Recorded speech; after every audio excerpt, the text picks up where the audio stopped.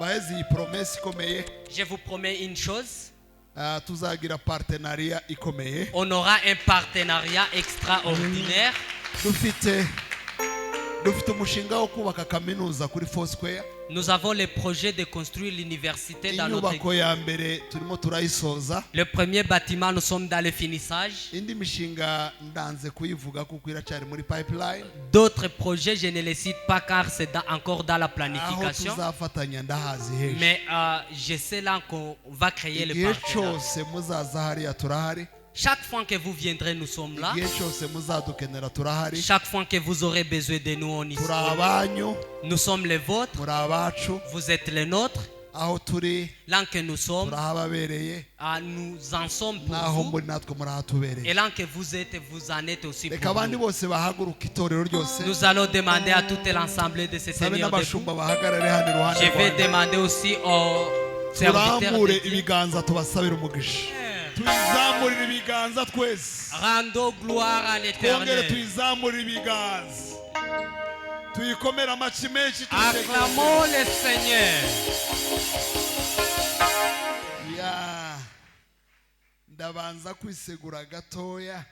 Je vais d'abord m'excuser. Il y a eu coïncidence d'autres programmes. Mais je ne vous promets pas non plus que ça sera facile pour moi. Parfois les programmes deviennent énormes et on essaye de...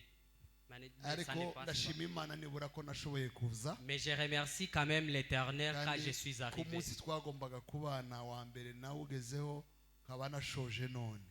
Les premiers jours que j'allais être avec vous, vraiment ça a été possible et nous voici à la fin aujourd'hui. Si je me dis de prendre beaucoup de détails, je prendrai assez de temps. Mais demain matin, je vais animer une conférence. Et je n'ai pas voulu beaucoup expliquer quant à ça. C'est donc il est possible que nous rentrions encore. Nous remercions le Seigneur pour le comité des étudiants. Vous méritez les honneurs et vous êtes forts. Répondre à votre invitation, c'est de notre devoir. Parce que nous vous devons beaucoup. Et surtout que nous attendons aussi beaucoup. Et ces 2 mois sont suffisants. Nous vous devons beaucoup. Et nous attendons beaucoup de vous. Et vous accorder l'état, c'est de notre devoir. Je ne vais pas détailler à toutes ces personnes ici présentes. Mais je vais quand même remercier l'église 8e Sepak Shalom. Je vais demander les représentants de se tenir debout. On va les remercier. C'est toute ma première fois d'échanger avec lui ici. Mais c'est un homme de Dieu très pondéré. Nous nous courbons encore une fois en vous remerciant. Quand on m'apprenait à être le serviteur de Dieu, quelqu'un m'a dit que tu peux recevoir un prédicateur et dans 5 minutes tu peux détruire ce que tu as construit dans 20 ans.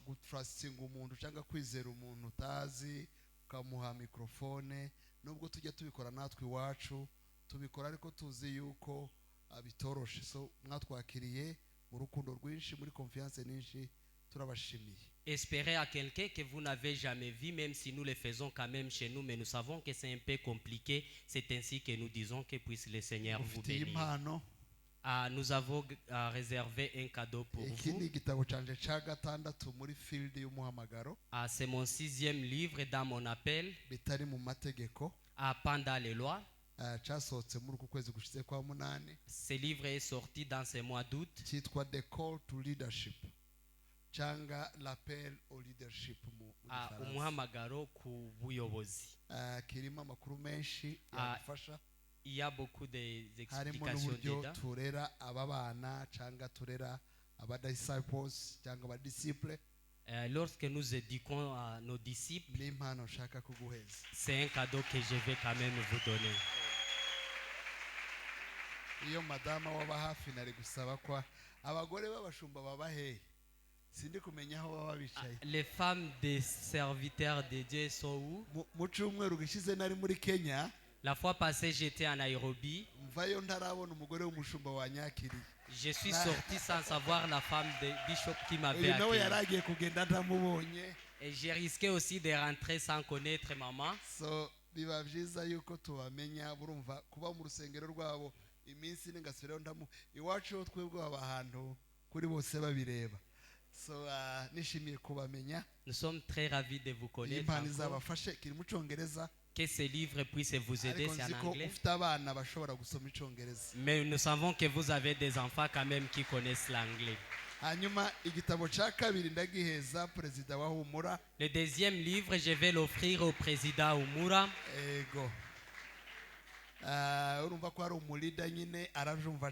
C'est un leader et il le comprend beaucoup.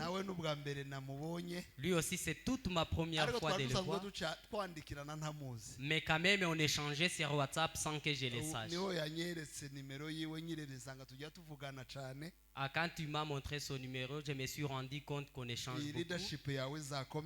Que votre leadership puisse avancer et que ça inspire aussi les autres. Que puisse le Seigneur vous bénir. Merci.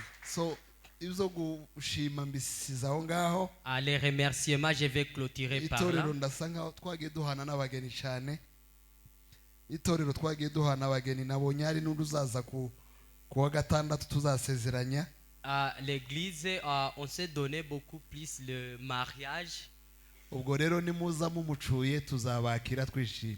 Quand vous viendrez, quand vous accompagnerez notre sœur, on va vous accueillir. Ikintu cyiza kirimo bazasanga mpari noneho. La plus bonne des choses, vous allez me retrouver là-bas. Amakwemesha akunze kuba nyine nagi ariko nibura buriya nzaba mpari. Beaucoup de mariages se font à mon absence, mais quand même celui-ci, je vais les bénir seul. Reka munyemere tuganire ijambo ry'Imana mu mwanya mugufi. Acceptez-moi de partager la parole de Dieu dans un peu de temps. Mu gitabo cy'ibyakozwe n'intumwa. Dans le livre des Actes des Apôtres. Reka mpere muri ca gice twasomye. Je vais commencer dans notre Yesaya 60 umurongo wa mbere kugera ku wa gatatu. Esaïe chapitre 60 verset 1er jusqu'au 3e. Haravuga ngo byukura bagirane kuko umuco wawe uje kandi ubwiza bw'Uwiteka bukaba bukurasiye. Dore umwijima uzatwikira isi, umwijima w'icuraburindi uzatwikira amahanga, ariko Uwiteka azakurasira kandi ubwiza bwe buzakugaragaraho. Amahanga azagana umuco wawe n'abami bazagusanga uzukanye kurabagirana. Esaïe chapitre 60 verset 1er. T'as pas besoin de lire hein? Parce qu'ils ont lu, ils ont des bibles. Reka tujye muri Acte chapitre 8. Actes des Apôtres chapitre 8. Buri muntu arasoma mu rurimi rwe birumvikana. Chacun va lire dans sa langue. Igice cya 8. Chapitre 8. Umurongo wa 4 kugera ku murongo wa 8. 4e verset jusqu'au 8e. Actes des Apôtres chapitre 8 verset 4 à 8. Haravuga ngo nuko abatatanye bajya hose bamamaza ijambo ry'Imana. Filipo aramanuka ajya mu mudugudu w'i Samariya ababwiriza ibya Kristo. Abaho benshi baraterana bumva ibyo Filipo avuga n'umutima uhuye bamwitayeho.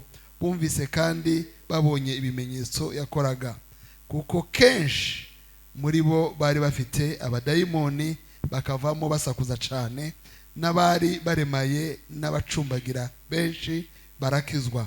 Haba umunezero mwinshi muri uwo mudugudu. Ngiye ku murongo wa 26 verset 26 kugeza kuri ni harehare. Sinzi ko naba nkiyasomye ariko reka mperaho 26. Bukeye marayika w'umwami Imana abwira Filipo ati haguruka ugane ikusi ugere mu nzira imanuka iva i Yerusalemu ukajya i Gaza. ya yindi ica mu butayu. Arahaguruka aragenda, nuko haza umunyetiyopiya w'inkone, umutware umunyabyuma w'ibintu byose bya Kandate, umugabekazi w'abanyetiyopiya. Yari yaragiye i Yerusalemu gusenga. Yasubiragayo yicaye mu igare rye asoma igitabo c'umuhanuzi Yesaya. Umwuka abwira Filipo ati, sanga ririya gare ujyane naryo. Filipo arirukanka yumva asoma igitabo c'umuhanuzi Yesaya. Aramubwira ati, ibyo usoma byo urabyumva? Ibyo usoma ibyo urabyumva? Undi ati, nabibasha nte ntabonye ubisobanurira. Ndumva ntajya mu madetaye menshi, ibindi byanditswe ndagenda mbivuga. On ne va pas beaucoup détailler et les autres livres je serai en train de les signaler seulement. Twatangiye tuvuga ngo ni gute umuntu yamurika mu bihe by'umwijima. Nous avons commencé en disant comment quelqu'un peut brûler dans les ténèbres. Twavuze ibintu nka bine. Nous avons parlé de 4 choses. La première des choses, il doit avoir une révélation. Deuxièmement, il doit prendre de bonnes décisions. Il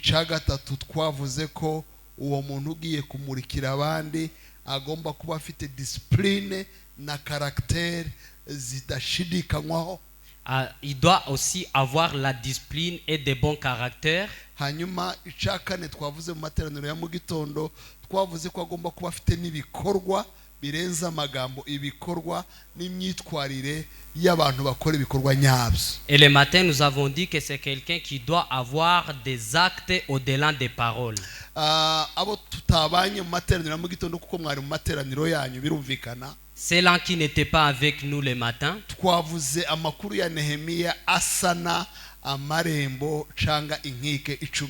Nous avons parlé de l'histoire de Néhémie quand il était en train de réhabiliter les portes. Sinongera kuvuga ayo marembo yasanye. Je ne vais pas reprendre toutes ces portes qu'il a réhabilitées. Mais au finish, nous avons tiré au moins 5. Icambere twavuze yuko uriya murimo wo gusana ariya marembo wari umurimo w'itsinda.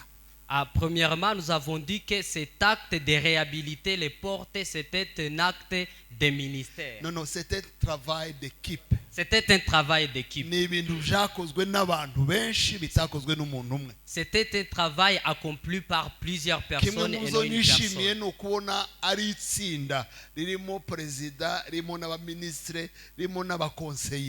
L'une des choses qui m'ont plu, c'est parce que j'ai trouvé que c'est une équipe faite des présidents, des ministres et des conseillers. L'une des choses dans la jeunesse et dans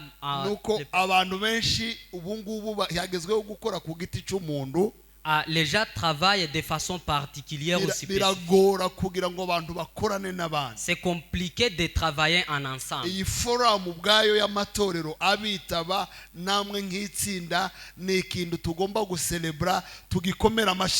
Acclamons cette union des églises quand même.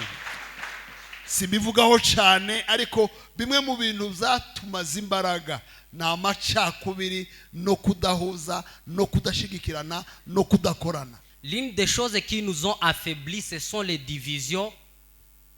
Jewaho nigiye igihugu natinzemo niga mu Bubiligi. Nous avons dit que même si c'était un travail de l'équipe, mais tout un chacun avait quand même ses propres activités.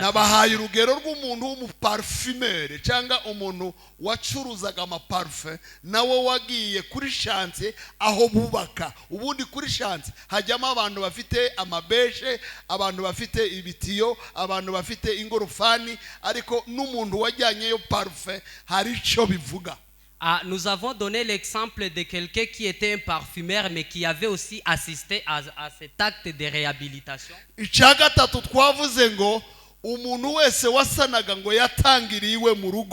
Troisièmement, nous avons dit que tout celui qui réhabilitait devrait commencer à dans sa famille. Personne ne partit réhabilité sans qu'il ne commence dans sa famille. Celui qui veut bâtir la RDC, il commence chez lui. Celui qui veut construire le royaume de Dieu, il commence par Jérusalem. Tu ne peux pas aller dans les nations pendant que tu n'as pas débuté par Jérusalem. C'est comme ça même dans des familles. Dans l'appel, les serviteurs de Dieu, ça commence dans leur famille. Paul dit que tout celui qui veut servir Dieu, c'est quelqu'un qui doit avoir qui doit bien gérer sa famille. Parce que ça commence dans la famille. Quatrièmement, c'était un acte volontaire. Néhémie n'avait pas payé à qui que ce soit. Ce sont des gens qui travaillaient par leur propre volonté. Nos familles ont besoin de volonté. Le pays a besoin de volonté. Nos pays ont besoin de volonté. L'Afrique a besoin de volonté. Nous avons besoin de volonté. À qui pense sur l'avenir du pays? Cinquièmement, Dieu écrit, enregistre les noms de ceux qui ont travaillé. Dieu enregistre les noms. Il n'a pas dit que plusieurs personnes ont travaillé.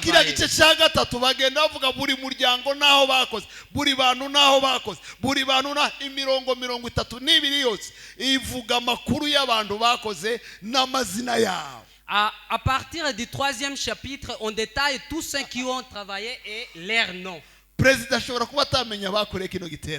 Président peut ou ne pas savoir ce qui ont, mais le ciel ne peut pas oublier. Et ceux qui ont prié, ceux qui ont invité les autres, même celui qui a posté seulement sur son statut. Moi j'ai eu peur de le faire parce qu'on venait d'une très grande croisade. Je n'ai pas eu le temps de remercier l'église. Je suis parti en Nairobi. Je n'ai pas voulu poster la croisade de Nairobi. Après avoir arrivé, on a publié notre J'ai dit que si je montre quand même que je vais aussi à Bukavu, ça sera un problème. Même si je n'ai pas posté, c'est la servait Dieu.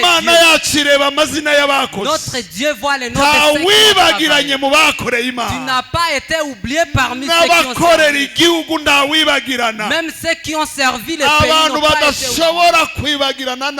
Les gens qui ne peuvent pas être oubliés, les gens peuvent oublier. Mais jamais Dieu ne peut pas oublier. Acclamons le Seigneur. Je suis en train de finir aujourd'hui. Je vais parler les derniers mots dans votre thème. Je vais parler sur Intego y'ubutumwa. La parole dit que les nations viendront vers vous et ta lumière va les éclairer. Là nous sommes dans l'évangélisation. Je vais parler cette chose très rapidement. Celui qui a mesure d'écrire et peut écrire. La première, l'évangélisation n'est pas réservée au clergé. Ntabwo ari igikorwa cy'abantu b'abashumba basengewe gusa cy'abapasiteri. Bisubiremo. L'évangélisation, ce n'est pas seulement un travail des serviteurs de Dieu. C'est pas seulement une affaire de clergé. Ce ne sont pas eux seulement qui doivent évangéliser. Il y a parfois dans notre communauté, même dans ce pays auquel je suis en train de parler là que j'habite, quand quelqu'un évangélise un peu, on parle que celui-là, on doit le consacrer pour devenir pasteur.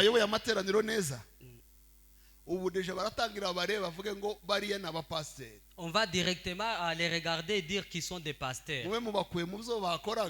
Vous allez les retirer dans ce qu'ils faisaient. Et vous les mettez dans les corps pastoraux. C'est le problème que nous avons. Pour nous, c'est lui qui prend bien la chair. C'est lui qui... on fait des réunions pour pouvoir les consacrer. Mais ce n'est pas ça quand même. Nous avons besoin de prédicateurs qui ont des toges. Nous avons besoin de prédicateurs qui ont des blouses blanches. Nous avons besoin des évangélistes qui conduisent des avions. Nous avons besoin des évangélistes qui sont des militaires sur le front. Nous avons besoin des évangélistes qui font tous les travaux. Évangélisation. Ce n'est pas un travail de ceux qui ont été consacrés. Vous avez écouté les histoires. Il était un diacre à l'église. Il n'avait pas un travail permanent à l'église. Mais quand il est descendu, il savait la parole de Dieu. Il évangélise. Au verset 5, Philippe descend. Il va dans la ville de Samarie. Il lui dit l'avènement de Christ. Nous les diacres qui évangélisent sur Christ, nous comprenons directement qu'il doit être. Mais la vraie évangélisation, c'est pour des personnes qui n'ont pas de... Acclamons le Seigneur.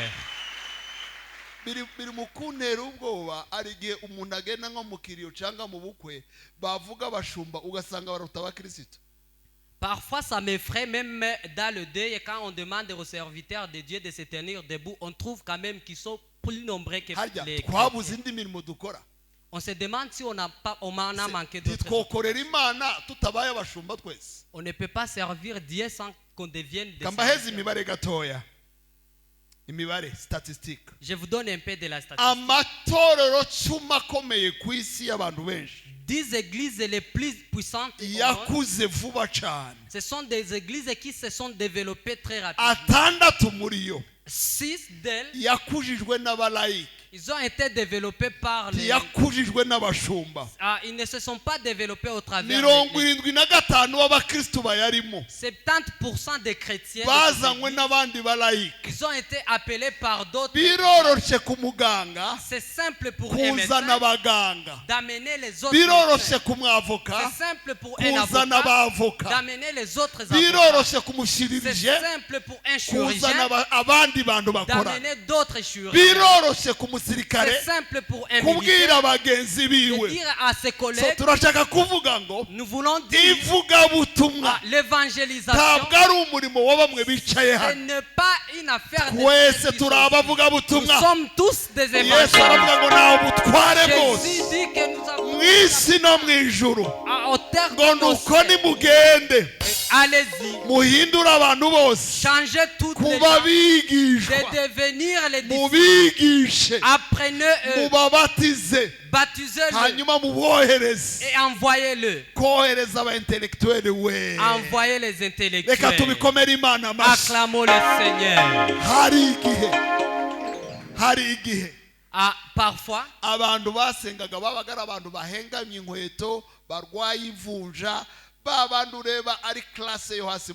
les gens qui priaient, c'était des personnes de classe négligée. Mais actuellement, les intellectuels Dieu les intelligents Dieu les utilise, les médecins Dieu les utilise, les professeurs Dieu les utilise, les médecins Dieu les utilise, les avocats Dieu les utilise. C'est là qu'on ne pouvait pas croire. Ce sont eux que Dieu est en train d'utiliser. Église, allez-y à évangéliser la vraie. Votre lumière, là que tu es avec les malades, et quand qu'il dise qu'il est avec un serviteur de Dieu. C'est ça, le bon odeur. Vous êtes de bonne odeur. Deuxièmement, l'évangélisation, ce n'est pas savoir le parler, mais c'est plutôt une charge. Nous savons que l'évangéliste, c'est quelqu'un qui connaît arranger les mots. Vous savez qu'il peut bien les dire et que tu manques un message que tu vas tirer dedans. Alors que les gens disent qu'ils sont bénis. Parfois quelqu'un évangélise et les gens disent qu'ils sont bénis. Vous les demandez quel message vous avez tiré dedans. Il ne peut rien écrire. Aucun message il a écrit. Mais quand il disait, vous vous sentez quand même bien. Il n'a jamais changé quelqu'un, mais il connaît quand même arranger les mots. Ce n'est pas ça la vraie évangélisation.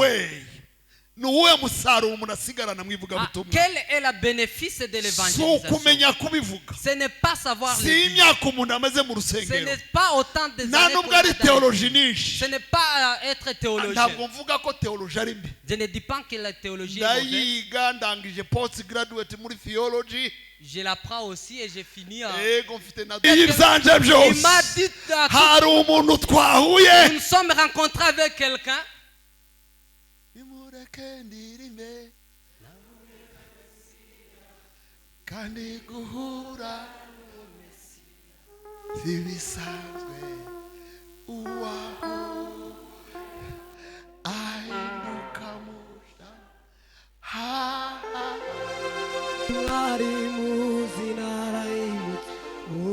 Gatoya tuzamure. Nimundeke nirinde kandi kanigura no Mesia sibisazwe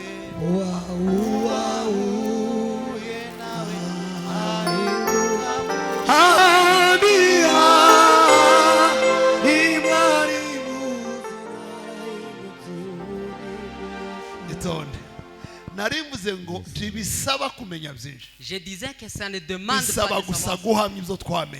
Ça demande de témoigner ce qu'on a vu. Souvenez-vous de fou de Gadara qui s'est aussi rencontré avec Jésus après avoir serré avec Jésus. La Bible dit qu'il est parti et à partir de Décapole, il a dit tout ce que Jésus avait fait pour lui. Il n'était pas parti comme un expert. Il a dit aux gens le témoignage.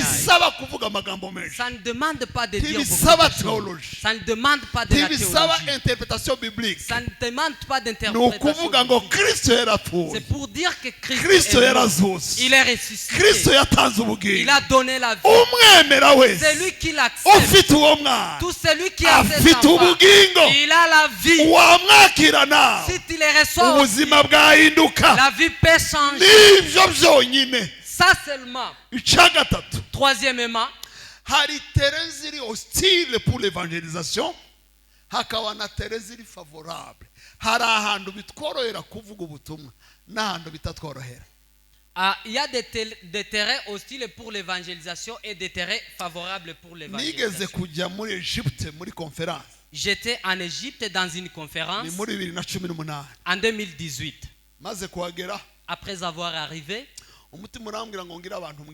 ma conscience me dit de dire aux gens que je vais évangéliser. C'était dans une très grande conférence. J'avais au moins 2 messages. Je les ai dit, comme vous me voyez, je suis le serviteur de Dieu. Je vais vous dire les lois.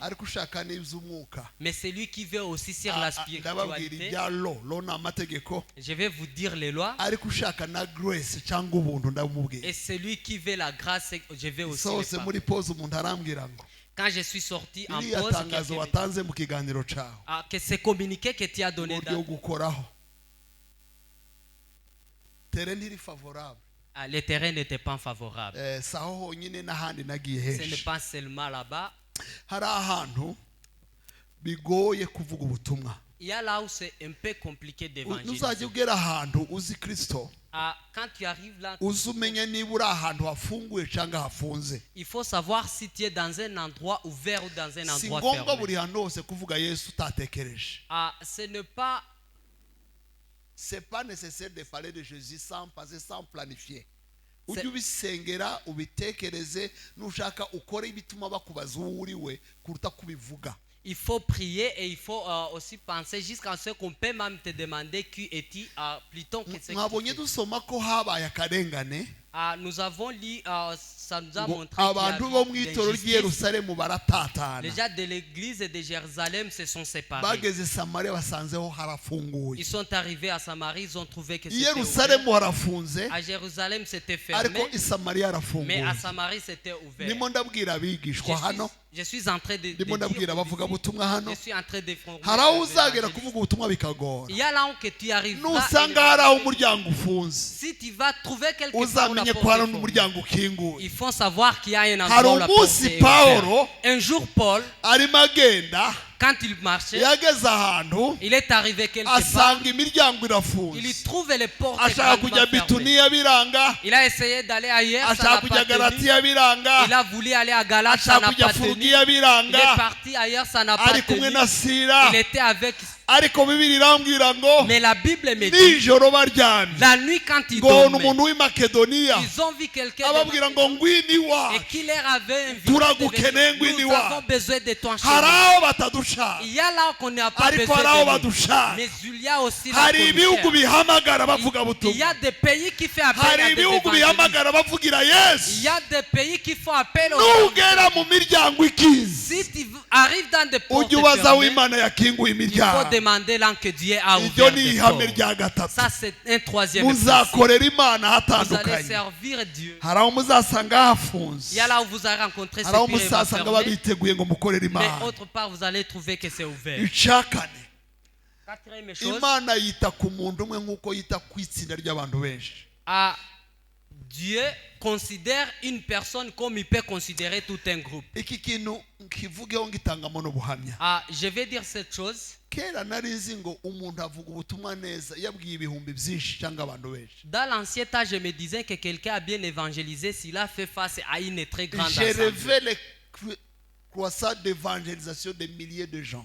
Ibyo bita open air crusade. Hahandi uhagarara nko muri stade ukaba ufite ibihumbi byinshi imbere yawe.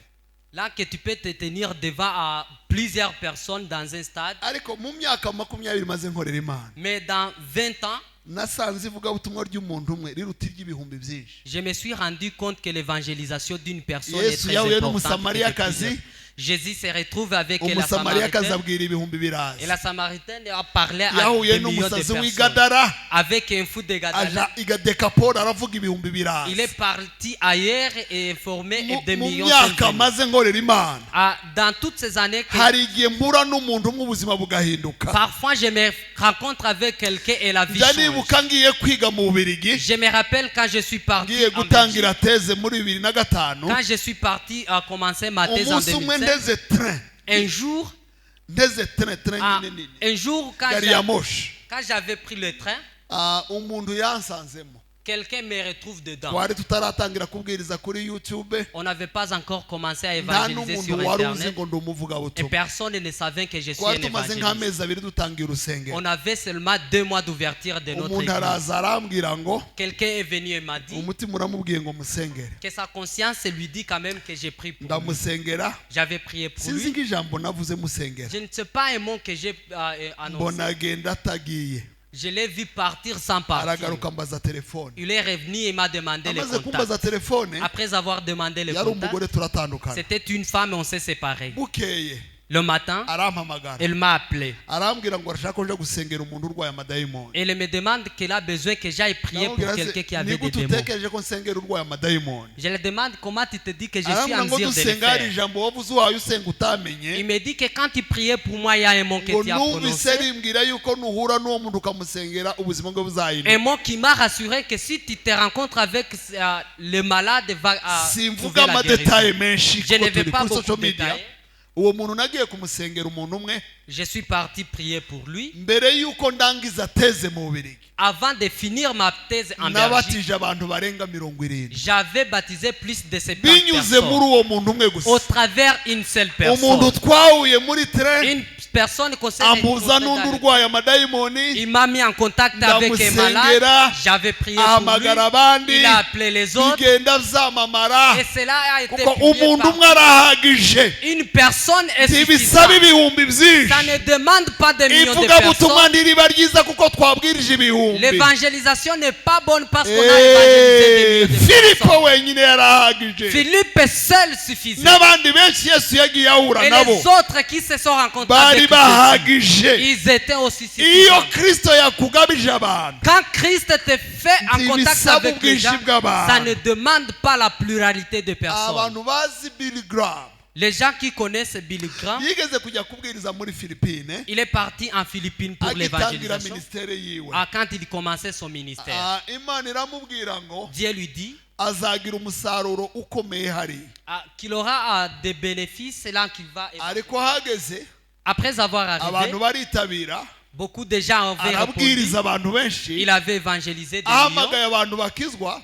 Appelant les gens qui haza veulent umusore accueillir umwe Christ. w'imyaka 18. Il y a un jeune de 18 ans qui était venu. amaze kuza aramusengera Il a prié pour lui kuko yari yashyizemo logistique n'amafaranga menshi. parce qu'il avait investi tant d'argent. yibaza ukuntu umusaruro Imana yamubwiye ubaye umuntu umwe. Il avait demandé comment le résultat c'est seulement une hashize personne. imyaka 12 Quelques 12 ans après, bamutumira mu giterane muri Philippines. on l'invite encore à mu Philippines. rusengero rwarimo abantu barenga ibihumbi 100. Dans une église où il y avait plus de 100 000 igiterane personnes. cyitabiriwe n'abantu barenga ibihumbi 100. À plus de 100 personnes qui avaient ahageze atangiye kubwiriza arrivé à commencer l'évangélisation. uwamwakiriye aravuga ngo C'est lui qui lui a accueilli. Et Billy Graham yarabwirije ngo akizwa ari we wenyine. Bill Graham avait évangélisé et il avait reçu Christ Billy seul. Graham amenya agaciro k'umuntu umwe. Et il a compris c'est quoi la uwo valeur d'une munsi seule yakijwe personne. umuntu umwe Ce jour-là, il a sauvé une ariko personne. umwe wakiriye Mais une personne qui Imana a accueilli, iramukoresha ibihumbi n'ibihumbi Dieu birara. lui a fait travailler. Il a fait des dukomere millions. Imana yacu amashyi. Acclamons le Seigneur. ntibisaba umubare munini. Ça ne demande pas beaucoup de Imana yigeze personnes. ngo ndashaka umuntu umwe muri bo. Dieu dit qu'il a besoin d'une umuntu personne. umwe yohindura umudugudu. Une seule personne peut umuntu changer umwe la ville. yohindura igihugu. Une seule personne peut umuntu changer umwe le pays. yohindura amahanga. Une seule personne peut changer des nations. dukomere data amashyi. Acclamons le Seigneur. n'iyi Kongo mubona Même ce pays-là, RDC, umuntu umwe yoyihindura. la seule personne peut le changer. muzi amakuru muzi n'aho dutuye. Vous savez les histoires et vous savez là que nous vivons. umuntu umwe ufite leadership nyayo Un bon leader yohindura igihugu cyose. peut changer tout un pays. ndashaka umuntu umwe.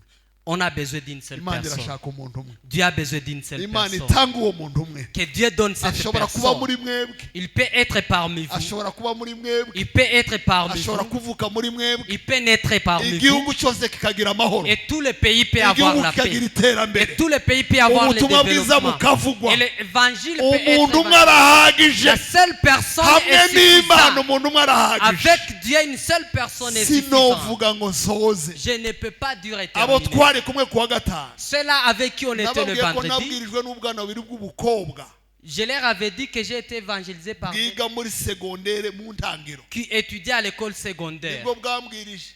Ce sont eux qui m'ont Ndakizwa. évangélisé et j'avais reçu navuye Christ. muri Kongo murabizi. Je suis quitté en habaga RDC. abavugabutumwa bakomeye. Il y avait de beaux aho évangélistes. nigaga muri campus Butare. Là que j'étudiais à Butare, abavugabutumwa muzi bose barahageraga. les évangélistes étaient ariko énormes. umunsi umwe ndayirwamagana. Mais un jour, quand j'étais à Goma, umuntu umwe araza. et une seule personne était venue, cyangwa abanyeshuri babiri batoya. à deux élèves, ubuzima bwanje burahinduka. et ma vie a été changée. ntibisaba ibiterane binini. Ça ne demande pas de grandes abantu croisades. batoya nkamwe. Plus puissante dans suko local l'évangélisation. church ibona abayoboke. Ce n'est pas que l'église peut avoir le mal, ahubwo nuko hagira ubugingo buhinduka. mais c'est parce qu'il peut y avoir des vies qui dukomere changent. Imana yacu amashyi. Acclamons le Seigneur. abantu benshi bazi ngo umusaruro w'ivugabutumwa Plusieurs personnes savent que le résultat de ngo ubaho iyo l'évangélisation, urusengero rwagemuriwe abantu bakijwe benshi. que c'est lorsque l'église a plusieurs membres. birashoboka yuko umusaruro wazana n'abantu benshi. C'est fort possible que le résultat peut être amené par Zakozwe plusieurs mu gice cya personnes. kabiri umurongo wa 47 Actes des apôtres chapitre 12. avuga yuko ngo bateranaga bamanyagura imitsima nguko bokeye ngo Imana ikabaheza bakizwa. La Bible disait qu'ils se ressemblaient et chaque fois Dieu donnait des personnes. Avuga ku murongo wa 41 yuko hari umunsi umwe yakijwe 3,000. Il dit qu'un jour 3000 personnes ont été sauvées. Bibaye byombi ni byiza.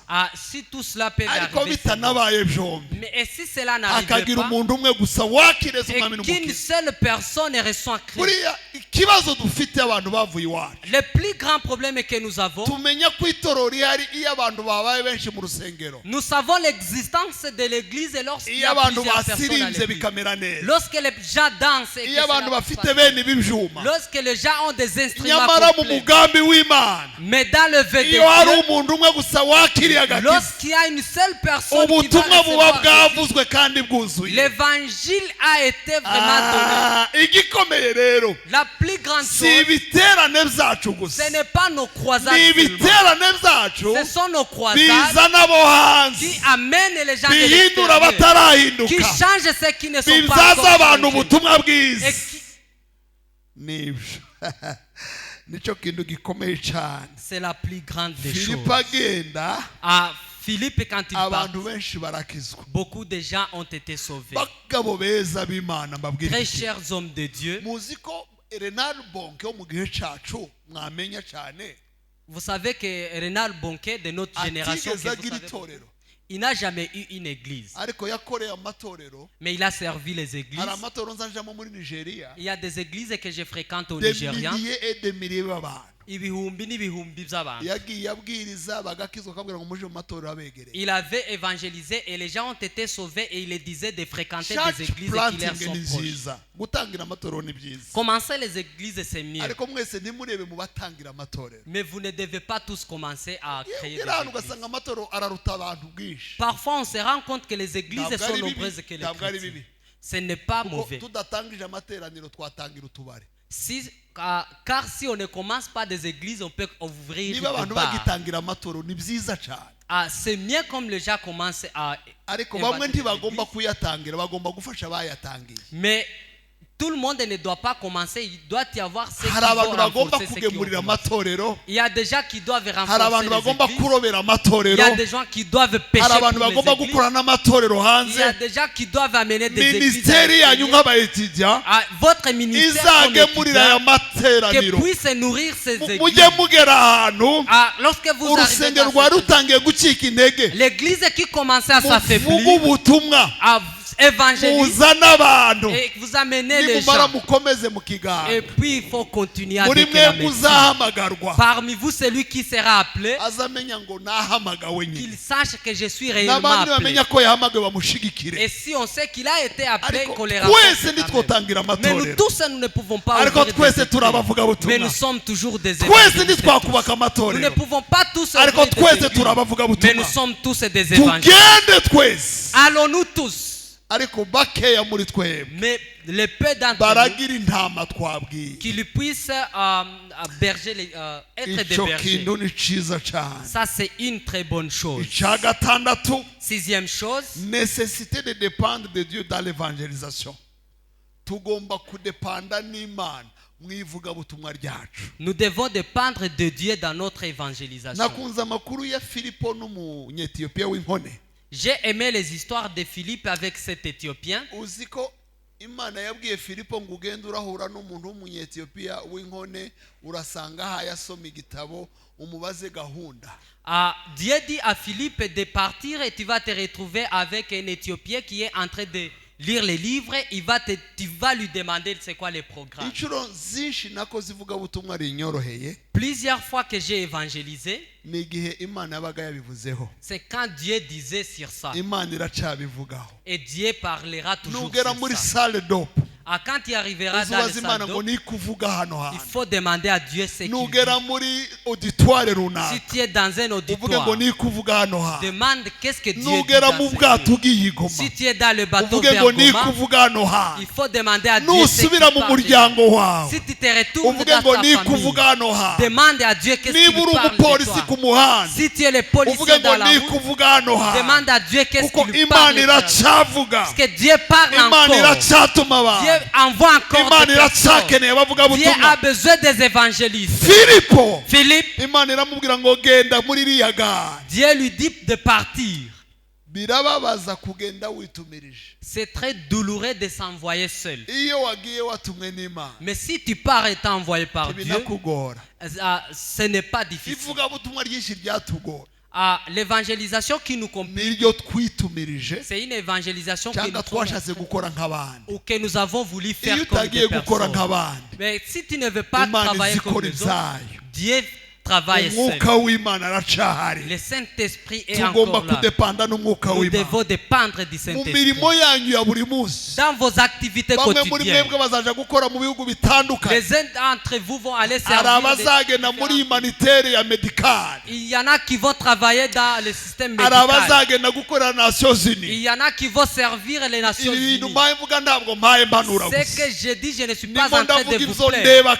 Je suis en train de vous dire ce que je suis en train de voir. Mais quand vous partez, il faut se demander pourquoi nous partons. Nous partons faire quoi? Un jour, Dieu me dit, en 2001, quand j'étais aux États-Unis, il y a beaucoup de témoins ici,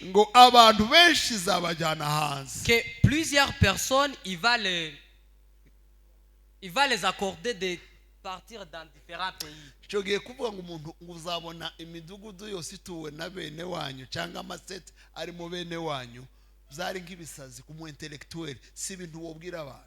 À l'époque, comprendre qu'il y aura des pays où il y a les gens de votre communauté, c'était quand même au-delà de l'entendement des gens.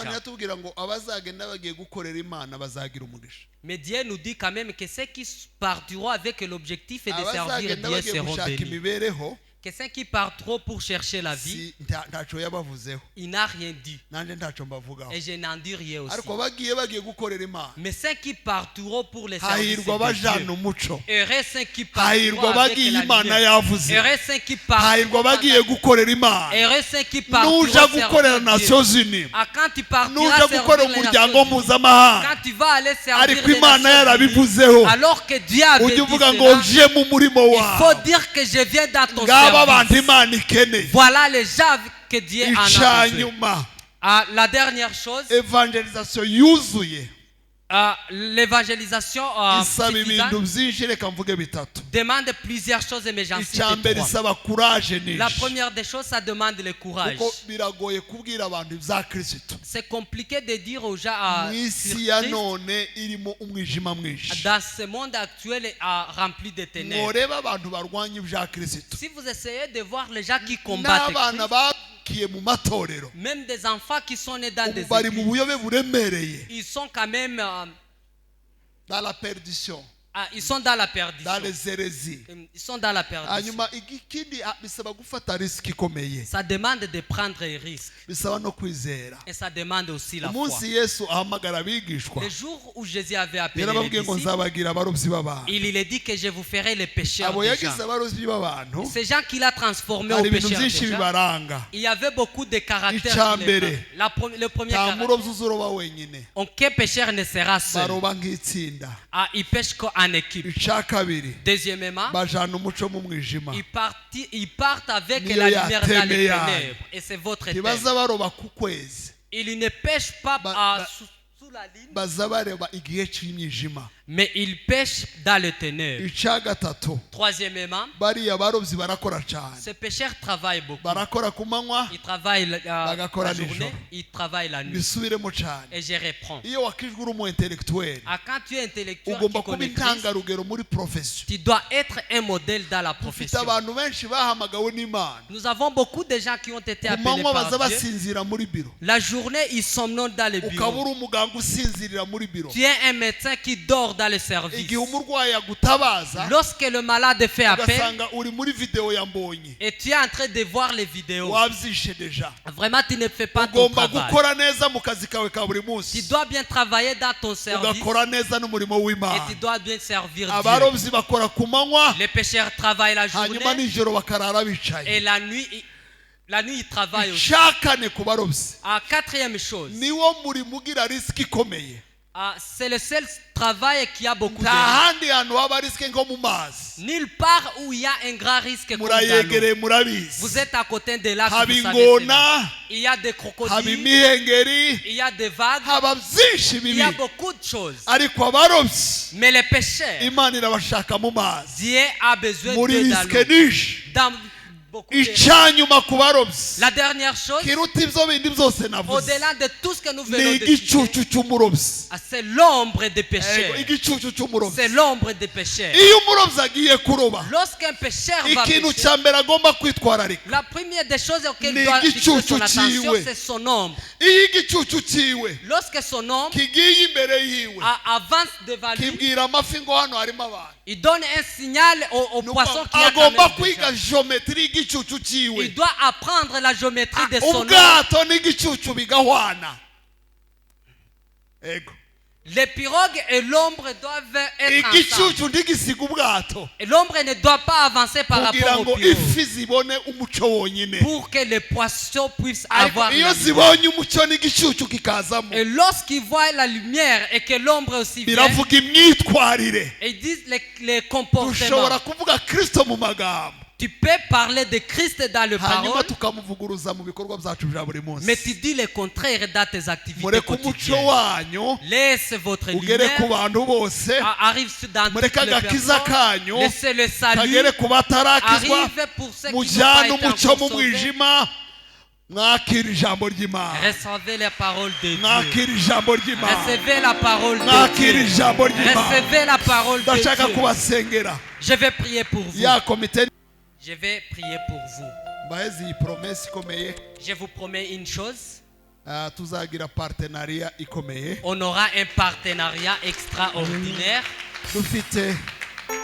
dufite umushinga wo kubaka kaminuza kuri Foursquare. Nous avons le projet de construire l'université dans notre inyubako ya mbere turimo turayisoza. Le premier bâtiment, nous sommes dans le finissage. indi mishinga ndanze kuyivuga kuko iracyari muri pipeline. D'autres projets, je ne les cite pas car c'est encore dans la aho planification. tuzafatanya ndahazi hejuru. Mais je sais là qu'on va créer le igihe partenariat. cyose muzaza hariya turahari. Chaque fois que vous viendrez, nous sommes là. igihe cyose muzadukenera turahari. Chaque fois que vous aurez besoin de nous, on y turi sera. abanyu, Nous sommes les vôtres. muri abacu. Vous êtes les nôtres.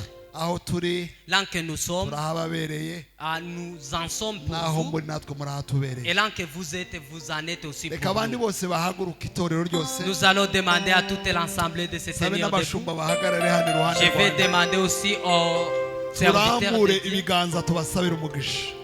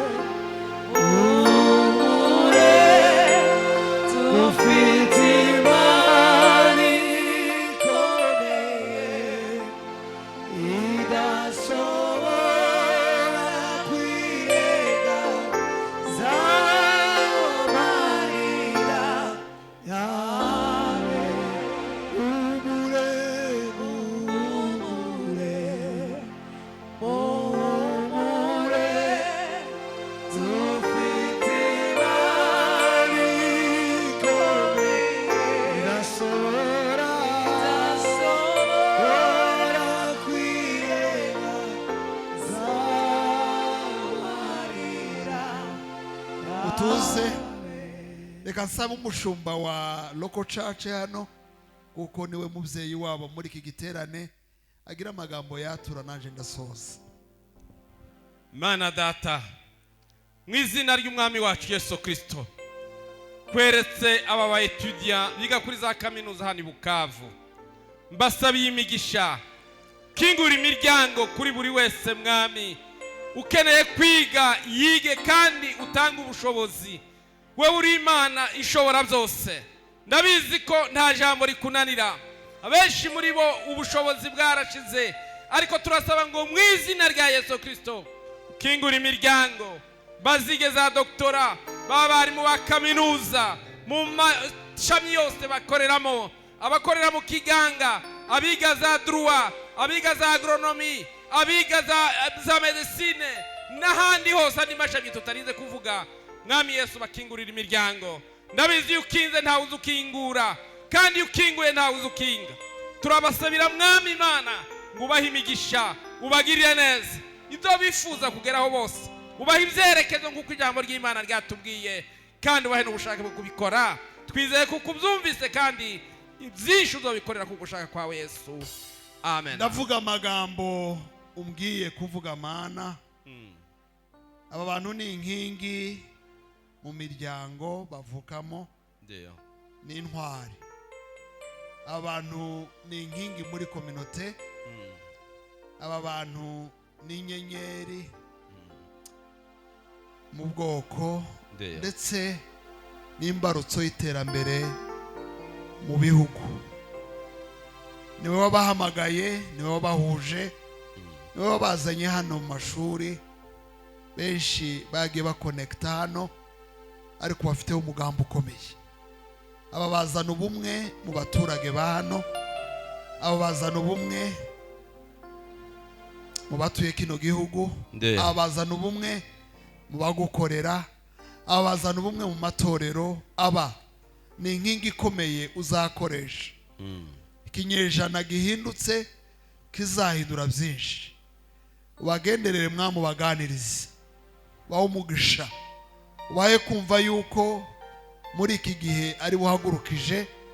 Ntibarebe sheke z'abambere, ntibarebe failures z'abambere, ntibahure n'urucantege ng'urw'abandi bahuye narwo, ahubwo ubagire ikinyejana kizatuza abantu mu masezerano. Uri Imana yumva.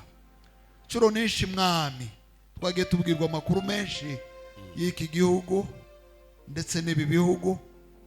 Dutegereje kubona kinyejana kizazana itandukaniro, kikabanisha abantu bahora bahanganye. Ndabizi neza iki gihugu duhagazemo mwami gikeneye ubumwe n'ubwiyunge, gikeneye iterambere, gikeneye urukundo, gikeneye amatorero avuga Kristo urukundo, amatorero asabana, gikeneye kwiyunga naco conyine. Hari izo mwami udashobora gukora udakoresheje abantu. Niyo mpamvu ijambo ryawe ryavuze ngo urashaka umuntu wahagara mu cuho. Muri aba hari aba intercesseur, muri aba hari abantu bakomeye mwami ufite umugambi ukomeye. Muri aba hari inkingi zikomeye, muri aba hari abantu uzakoresha, muri aba hari abantu bakomeye mwami uhagurukije mu gihe cyabo. Aba ni abantu delezikekeme ngoromaratikekeresh. Mvuga iki mwami, mvuga iki? Amagambo yanjye ashobora kuba makeya, ariko hagira igihinduka mu buzima bwabo mwami. Turatangaza guhagarara kw'intambara muri iki gihugu, turatangaza guhagarara kw'amacakubiri muri iki gihugu. Turavuga mwami kurasa kw'itabaza rikomeye, itabaza rizatuma amahanga aza kwakira umugisha muri iki gihugu mwami. Turagushima yuko uri Imana yumva. Giterane umusaruro wacu urawuzi. Hari abo wahinduriye imitekerereze, hari abo wahaye imihigo ikomeye, hari n'abo wahaye umuhamagaro mu gihe cyabo. Turagushima ku bw'itorero ryabakiriye, bo mukozi yabashigikiye. Tugukomeye amashyi menshi, tugushima. Imana ibahe umugisha. Muranyemerera abandi bakomeza igiterane, twebwe muturi imbere. Reka natwe tubashimire.